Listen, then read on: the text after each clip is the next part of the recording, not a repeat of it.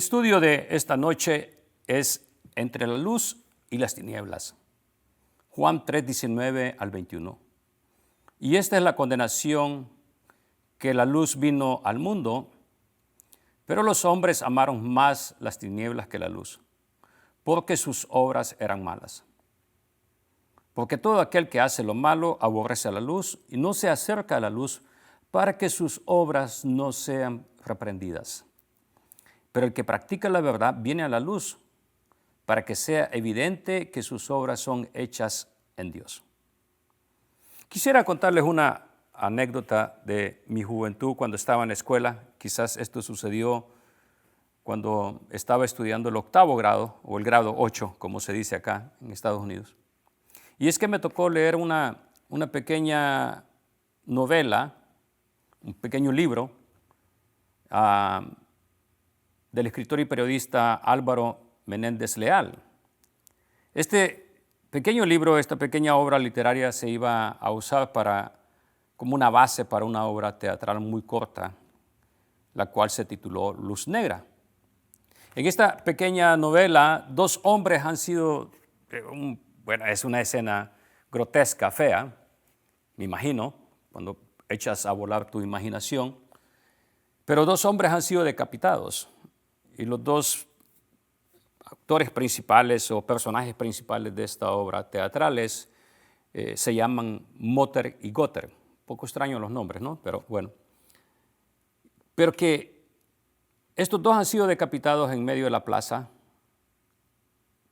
pero aún con todo y eso siguen un diálogo entre ellos mismos.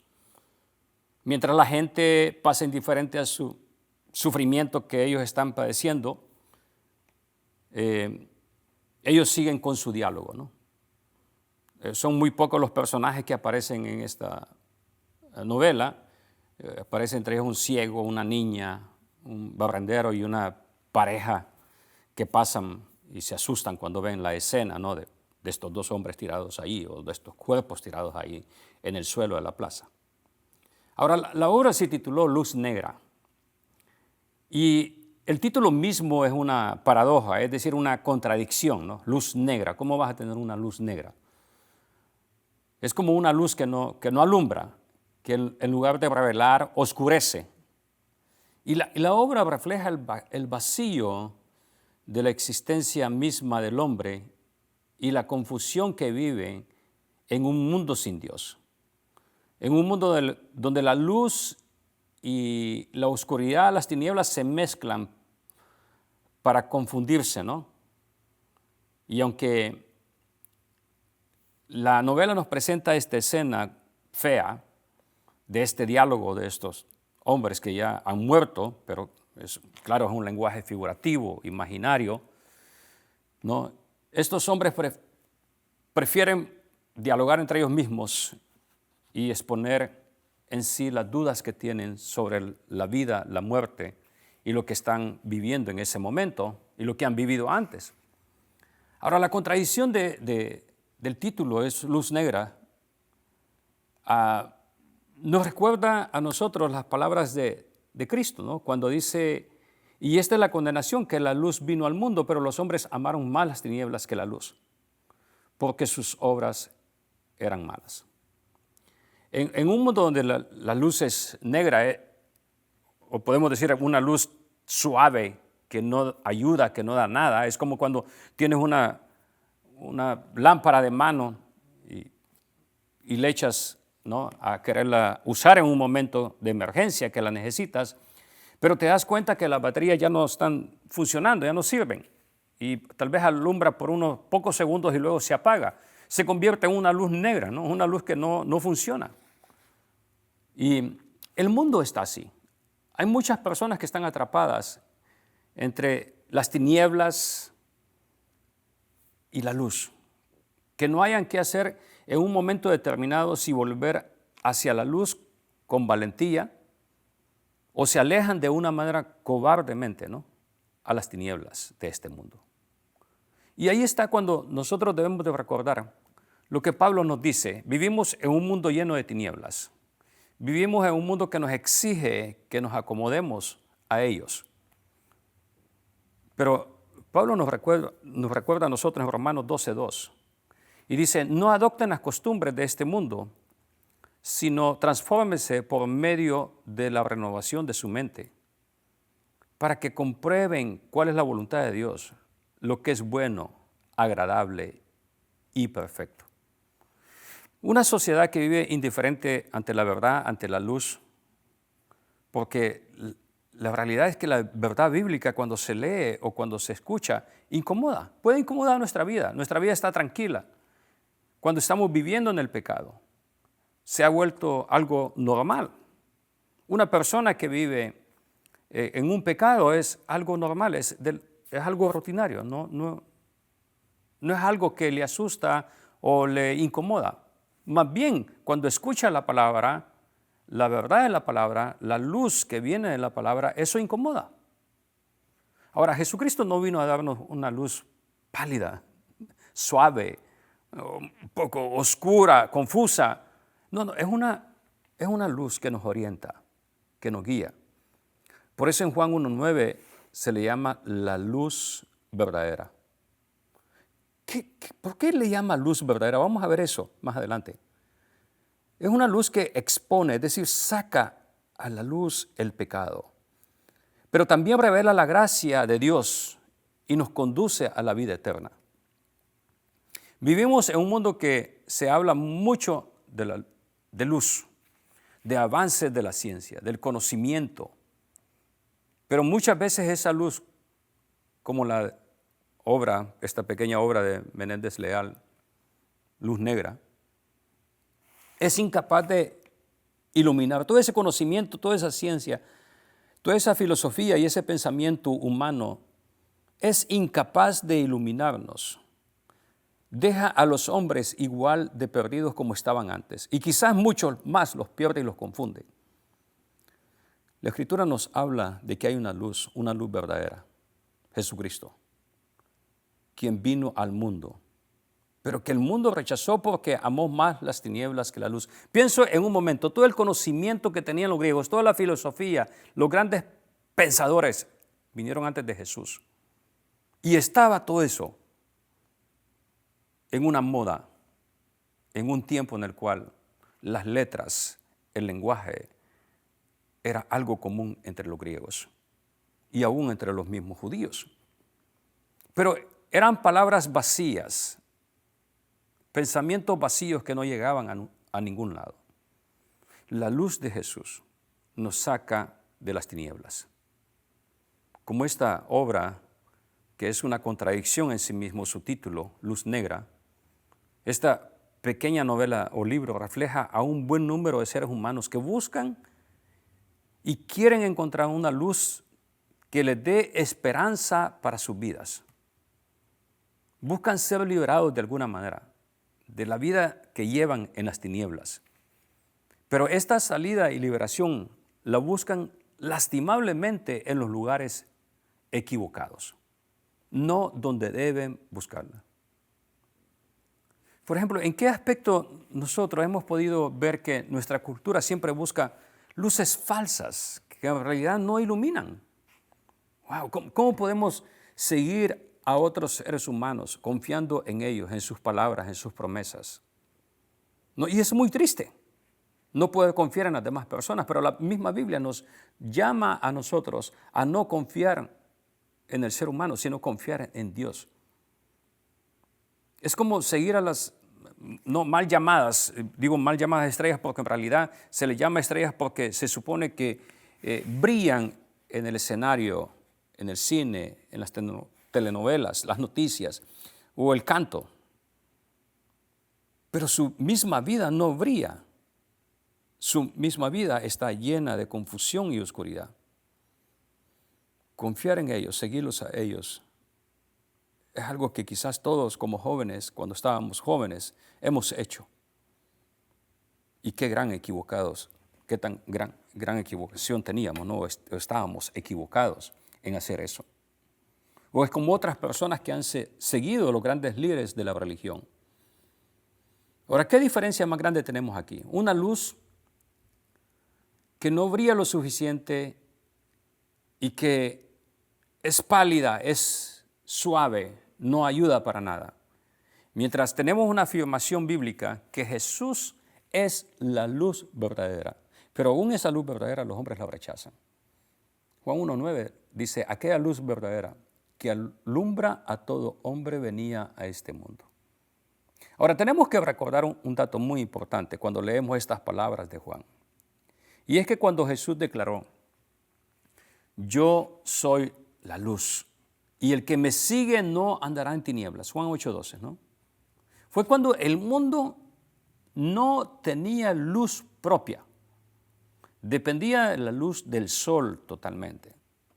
Sí, claro, tenía algunas lámparas por ahí que funcionaban con aceite y que obviamente si el aceite se terminaba, pues se terminaba también la luz. Nada parecido a lo que tenemos hoy en día, las luces que ahora mismo tenemos, el avance que ha tenido la ciencia en todo el tipo de luces que tenemos ahora. Ahora, dejando eso, Jesús es la luz verdadera porque no necesitas de una fuente que produzca la luz. La luz que tenemos en nuestros hogares, la miramos ahí, pero no sabemos de dónde viene la energía que produce esa luz. Ignoramos todas esas cosas, todos esos detalles. No estoy diciendo que necesitamos saberlos, pero esa luz que tenemos en casa tiene una fuente. Jesús produce luz sin necesidad de una fuente afuera de Él mismo. Él se declara que Él es la luz. Jesús es la luz que nos alumbra. Ahora, podemos preguntarnos, ¿qué es la luz y la verdad? La respuesta la tenemos en la Biblia. Juan 1:9, aquella luz verdadera que alumbra a todo hombre venía a este mundo. Luz verdadera. Por eso Juan detalla y dice, es una luz verdadera. No es una luz ficticia, falsa, como las que podemos tener que nos llenan una esperanza temporal. No, es la luz verdadera. Juan 1:14 decía, aquel verbo fue hecho carne y habitó entre nosotros y vimos su gloria como del unigénito del Padre, lleno de gracia y de verdad. Cuando Juan escribe estas palabras, él lo escribía de la experiencia misma que él vivió viendo la gloria, la transfiguración de Jesús, viendo la gloria de Dios manifestada en los milagros, viendo la gloria de Dios manifestada en las palabras mismas de Jesús. Él lo había vivido y por eso lo está diciendo de esta manera. Juan 1:17 dice, pues la ley por medio de Moisés fue dada, fue traída, pero la gracia y la verdad vinieron por medio de Jesucristo. Dice, claro, la ley, todo lo que sabemos, todo lo que conocemos fue por Moisés, pero esta gracia y esta verdad la trajo nuestro Señor Jesucristo. En Juan 8:12, les recuerdo otra vez este texto, porque Jesús dice, yo soy la luz del mundo. El que me sigue no andará en tinieblas, sino que tendrá la luz de la vida. Ahora, ¿qué significa que Jesús es la luz verdadera? Juan 1:9 lo dice, ¿no? Aquella luz verdadera. Jesús es la luz que nos revela a Dios, por eso es la luz verdadera. Jesús es la revelación plena del Padre. No, él tuvo que decirle, bueno, ¿cómo me dices que te muestra el Padre? El que me ha visto a mí ha visto al Padre. Y en Juan 1:18 dice, a Dios nadie lo vio jamás, quien lo ha dado a conocer, quien lo ha revelado, quien lo ha manifestado, esa palabra conocer, ¿no? Es el Hijo unigénito que está en el seno, que ha estado en el seno del Padre, que salió de allí, ¿te das cuenta? El origen de Jesús es divino. No es nada más del nacimiento que sucedió en un pesebre. Y por eso Juan no narra, no cuenta la historia del pesebre, del nacimiento de Jesús. Lo presenta al mundo, lo presenta a nosotros, a la iglesia, como el divino, el que estaba con Dios antes, en el principio de la eternidad.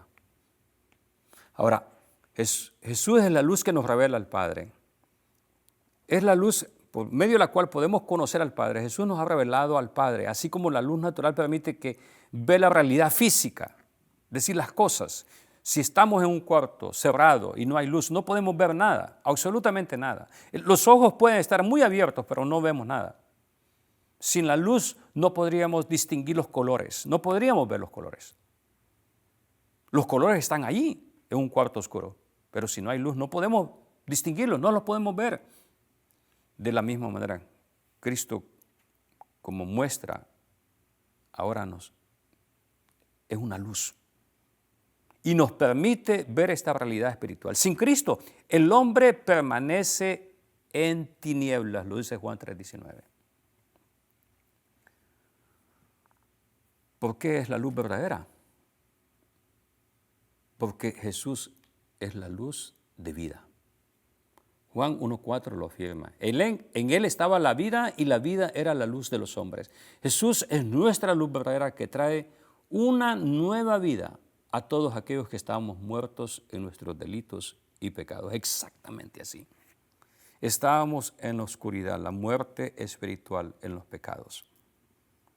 Y la luz brilló en nosotros. Nos alumbró y nos da nueva vida. ¿Por qué la luz verdadera? Porque Jesús es la luz verdadera frente a las falsedades. Juan usa esta palabra, verdadera, para distinguir a Cristo de cualquier otra luz parcial, engañosa, insuficiente. Hay muchas cosas que pueden traer luz a nuestra vida. Sí, yo sé, hay muchas cosas. El conocimiento, la lectura, puede traer luz a nuestra vida de ciertas cosas que no conocemos. La filosofía, la religión, el moralismo, puede ofrecer a nosotros un tipo de luz, pero que no llega más allá de esta vida. Solo Cristo es la luz plena y definitiva. Por eso Él dijo, ¿no? El que me sigue no andará en tinieblas, sino que tendrá la luz de la vida. Juan 8:12. Ahora, ¿cómo entender la relación entre la luz y la verdad en Cristo? En el Evangelio de Juan, la luz y la verdad se entrelazan, se mezclan, ¿no? Se unen. La luz revela la verdad de Dios. Jesús dijo, yo soy la luz del mundo. ¿No? Él se declara a sí mismo y Él nos revela esa verdad de Dios. Su luz expone tanto el pecado humano como la santidad misma de Dios. ¿Nos damos cuenta de eso? Piensen esto, expone el pecado, pero también la santidad misma de Dios. Cuando dice en Juan 3:20-21, porque todo aquel que hace lo malo aborrece la luz y no se acerca a la luz para que sus obras no sean reprendidas. Expone el pecado, pero también va a revelar la santidad de Dios. El que practica la verdad viene a la luz para que sea evidente que sus obras son hechas ¿cómo? Conforme a Dios, en Dios mismo. La verdad nos libera.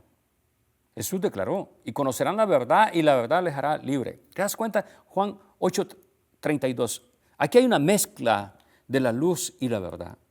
Esa verdad no es una simple declaración que nos da a conocer una verdad religiosa, un conocimiento, sino que es una declaración que está llena de esta verdad que va más allá de esta vida, que no es cualquier declaración que se llama a sí mismo verdad. Jesús mismo se declara ser la verdad. Yo soy el camino, la verdad y la vida. ¿Y qué sucede? Nadie viene al Padre si no es por mí. Entonces, esta verdad es trascendente, va más allá de la vida. La luz de Cristo va más allá de la vida humana. La luz verdadera produce una fe y una comunión. 1 Juan capítulo 1, versículos 5-7 enseña que Dios es luz y no hay ningunas tinieblas en Él. Dios es luz, dice. No hay tinieblas en Él. Caminar en esa luz implica, es decir, tiene que ser que vivimos en la verdad, en comunión y en santidad de acuerdo a la palabra de Dios. Ahora, ¿por qué los hombres odian la luz? ¿No? Dice que los hombres amaron más las tinieblas que la luz, porque sus obras eran malas, dice Juan 3:19. Y Romanos 1:21, yo creo que este texto nos aclara todavía más el de Juan 3:19. Dice, pues a pesar de haber conocido a Dios, no lo glorificaron como a Dios, ni le dieron gracias, sino que se envanecieron en sus razonamientos y su necio corazón se llenó de oscuridad. Según Jesús, en Juan 3:19, ¿cuál es la razón principal del rechazo de la luz? Porque los hombres amaron más las tinieblas que la luz. Y Romanos 1:21 dice que se envanecieron en sus razonamientos. Es decir, buscaron una excusa, un conocimiento lo llevó a envanecerse en aquello que simplemente tenía razón, negando la palabra y negando la verdad de Dios. ¿Cómo han visto? Ustedes, el pecado produce rechazo hacia la verdad de Dios en la sociedad actual. La gente desea escuchar, y la gente, de veras, la gente le gusta escuchar Juan 3:16. ¿Por qué? Porque Juan 3:16 habla del amor de Dios, cómo nos amó Dios. Pero el siguiente versículo, Juan 3:17, no lo quieren leer. No, porque ese es un juicio. Y aquí tenemos no solamente a la gente que quiere escuchar, sino también a maestros que enseñan falsedades, luces falsas. Segunda Timoteo, capítulo 4, versículos 3 y 4. Dice, porque vendrá un tiempo en que no soportarán la sana doctrina, sino que aún teniendo comezón de oír, se amontonarán maestros conforme a sus propios malos deseos y apartarán de la verdad sus oídos y se volverán a las fábulas, a los cuentos. Dice, va a haber un tiempo que la gente, los maestros no van a querer enseñar la verdad. ¿Por qué? Porque es bien fácil, es agradable enseñar algo positivo, algo que simplemente va al corazón humano para motivarlo nada más, pero no motivarlo a que siga a Dios.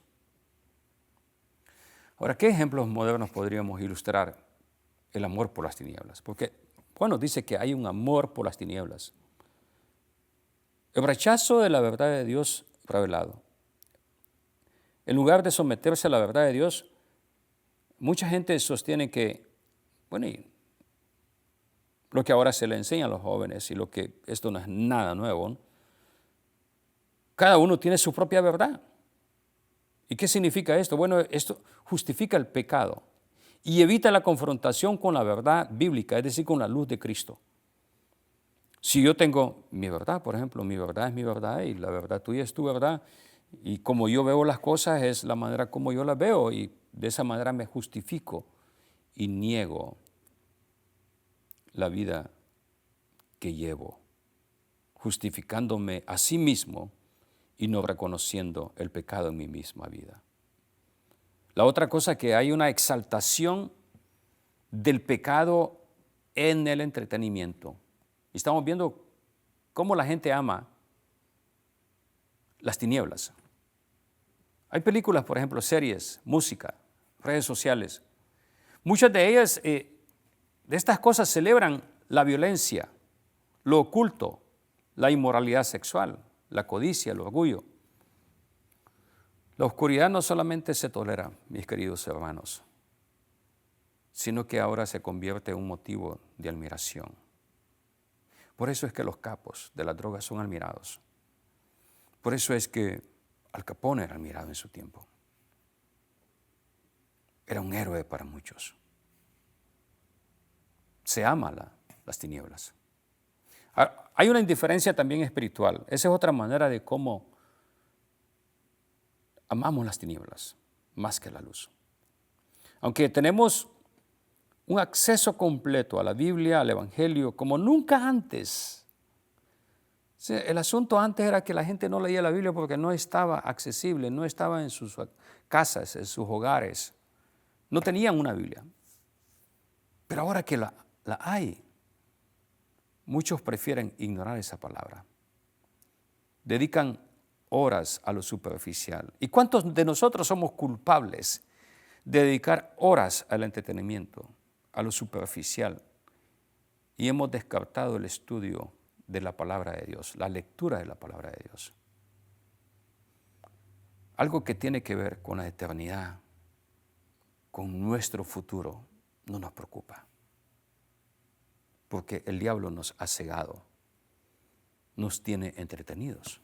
Hay una corrupción también y una injusticia muy grande. La búsqueda de poder, del dinero, del prestigio, lleva a justificar prácticas completamente dañinas y malignas para la demás gente.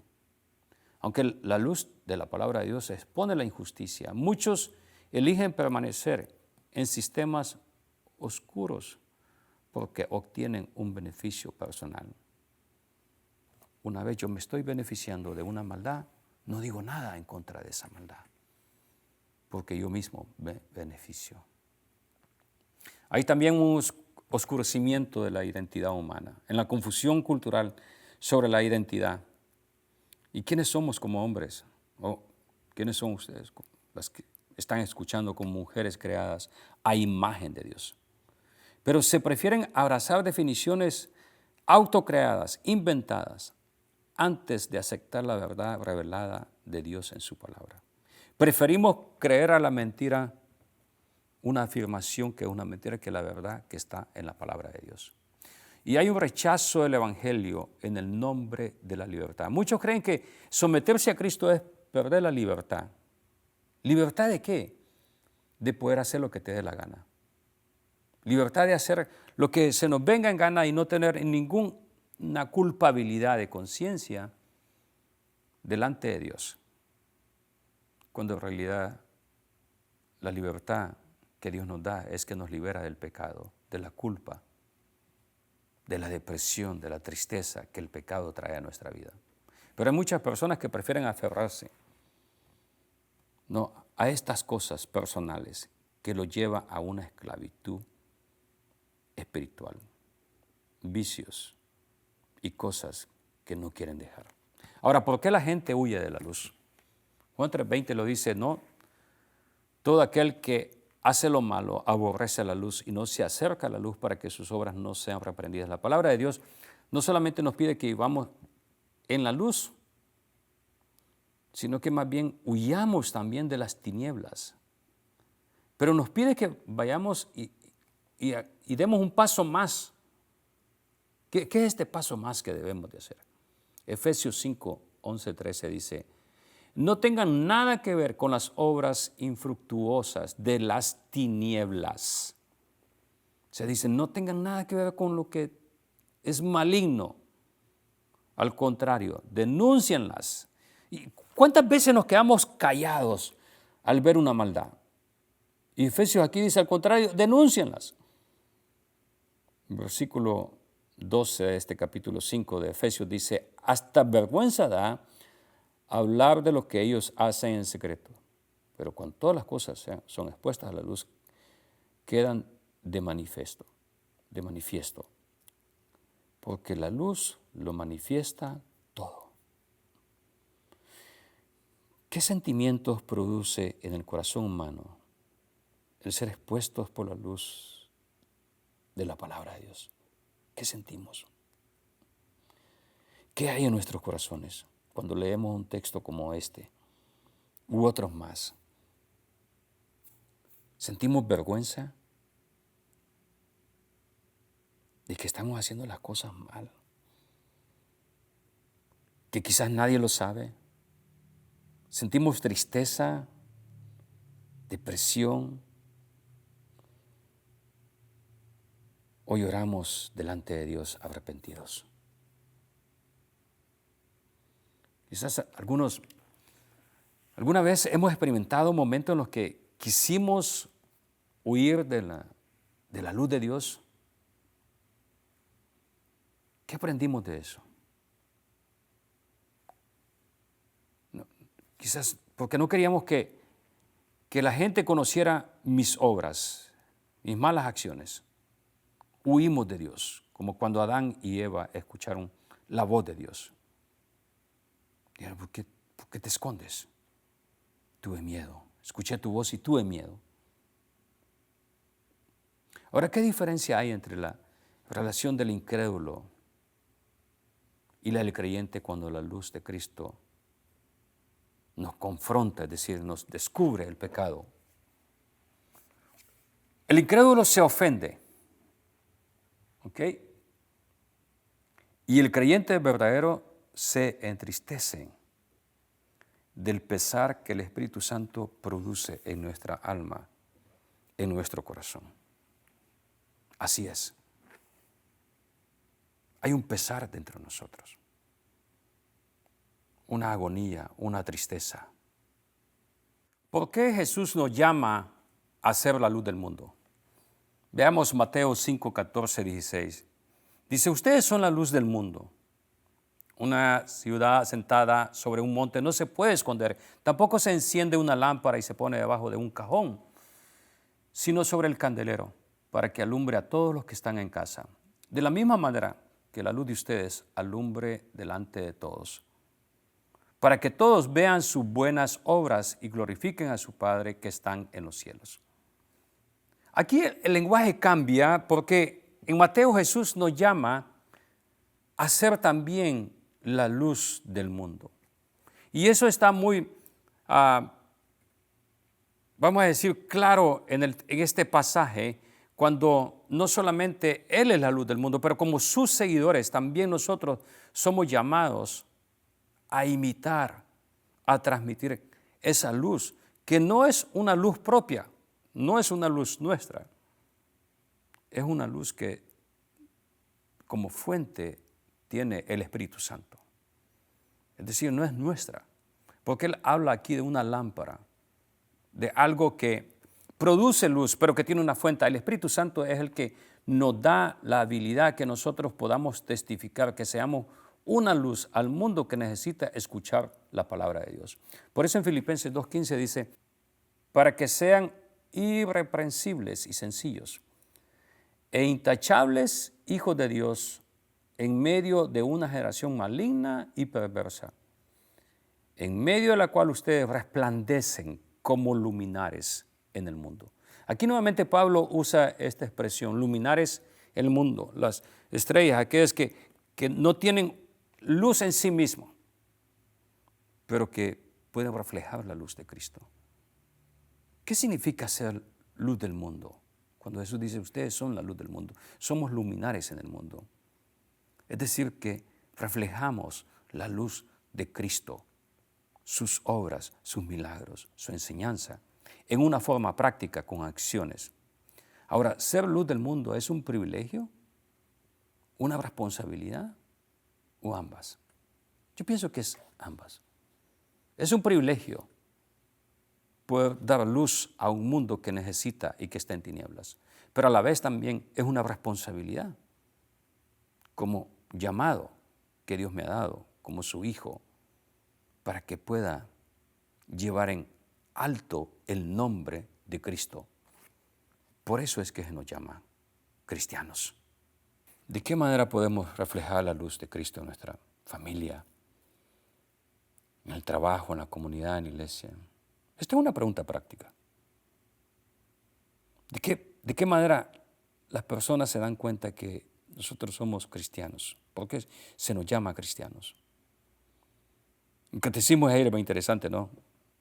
En la pregunta 32 dice, ¿por qué te llaman cristiano? ¿Qué es lo que hace que la gente te llame cristiano? Y da una respuesta un poco larga, no se la voy a leer todos, pero quizás si resumimos la respuesta, encontraremos que somos parte del cuerpo de Cristo. Somos una parte de su cuerpo. Y que esto nos hace que nos llama a confesar su nombre, es decir, ser testigos de Cristo, de las obras de Cristo, de su enseñanza, de su palabra. Nos llama a mantener esta lucha en contra del pecado, para que finalmente podamos estar con Cristo eternamente. ¿Por qué? Porque hemos vivido una vida de lucha constantemente en contra del pecado y viviendo una vida conforme a Cristo. Por eso es que se nos llama cristianos. Ahora, ¿cómo puedo reflejar esto en mi vida día a día? Testificando de Cristo. No solamente con palabras, pero con acciones. Romanos 12 nos dice que practiquemos el bien. Cuando practicamos el bien estamos reflejando esa luz de Jesús, que nos llama a brillar en medio de las tinieblas de este mundo. Ahora, ¿qué áreas de nuestra vida necesitan salir más a la luz de Cristo? Quizás hay cosas que están escondidas y no las queremos enfrentar, tenemos miedo, son como gigantes dentro de nosotros. ¿Qué diferencia hay entre la luz negra, este título, ¿no? Contradictorio, luz negra, de un mundo sin Dios, y la luz verdadera de Cristo? Saben, yo leí esta novela y la he leído no sé cuántas veces, muchas veces, porque me fascina el diálogo, me llama mucho la atención el diálogo que se da en esta novela. Y es que es una tragedia, porque termina así como comenzó. Sí, porque bueno, son dos hombres que son decapitados en una plaza. La tragedia de haber terminado su vida de esa manera, el hacha del verdugo, y morir de esa manera. Pero no solo eso, porque no solamente la tragedia de morir, porque todos en un momento, claro, vamos a morir, quizás no decapitados, espero que no sea así. Pero es que la tragedia más grande que se ve en esta novela de Gunther y Motter es que es la tragedia de no saber qué va a pasar después de la muerte.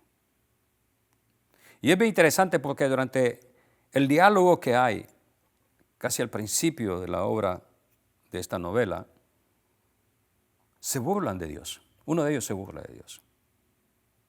Pero al final, quizás como muchos ateos, terminan mencionando el nombre de Dios. Y terminan con una de las expresiones que nos da la idea de esa búsqueda en medio de las tinieblas de Dios, pero que no la pueden encontrar. Y hablan de la chispa de Dios. Es decir, una luz pequeña, muy pequeña, una chispa, ¿no? Tan rápida que se va así como vino, pero que esa chispa puede también causar una luz que abunde más, un fuego. Gritan desesperadamente estos dos personajes para ver si Dios mismo, el dador de la vida, se apiada de ellos.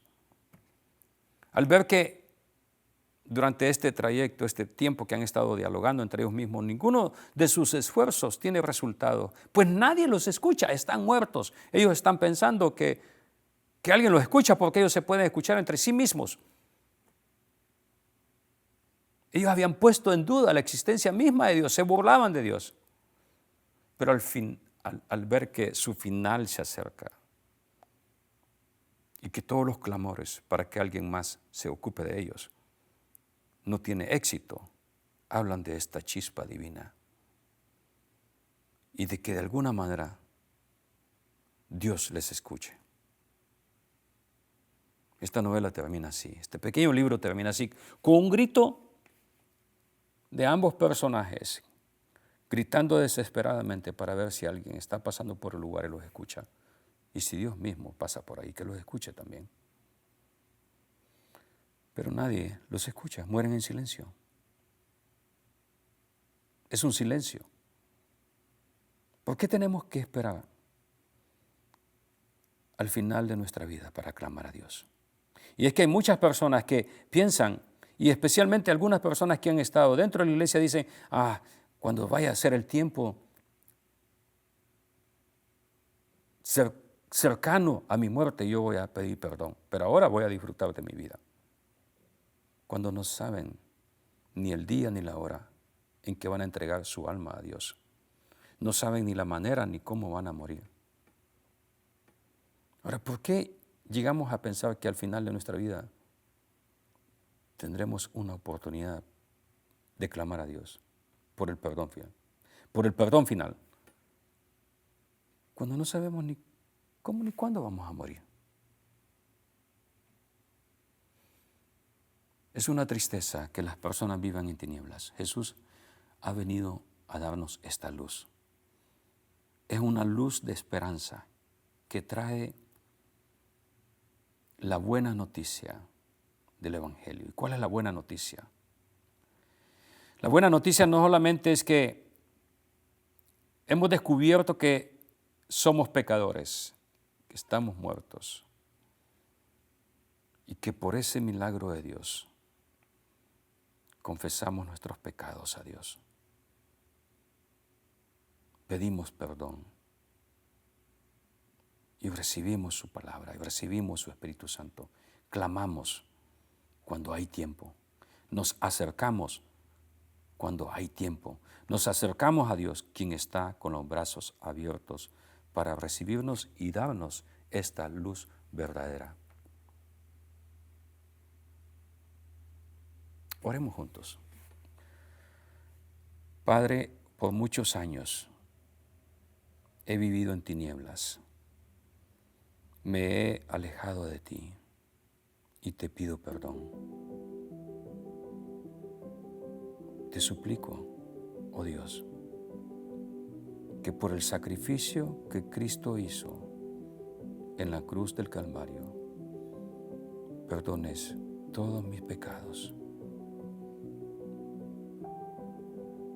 y que me declares justo delante de ti por ese sacrificio. Creo en ti, oh Jesús. Me arrepiento de todos mis pecados. Te entrego mi vida para que la moldees y la cambies, oh Dios. Quiero vivir en luz. Dame de tu Espíritu Santo para vivir todos los días en esta luz verdadera. Y que no sea un grito esta oración que quede en el silencio de la muerte, porque vengo a ti, oh Jesús, en este día cuando todavía hay tiempo. Gracias, Padre, por haber enviado a tu Hijo a morir en mi lugar. Y gracias por darme la salvación de la condenación eterna que me esperaba. Y ahora tengo esta salvación y vida eterna prometida contigo. En Cristo Jesús he orado. Amén.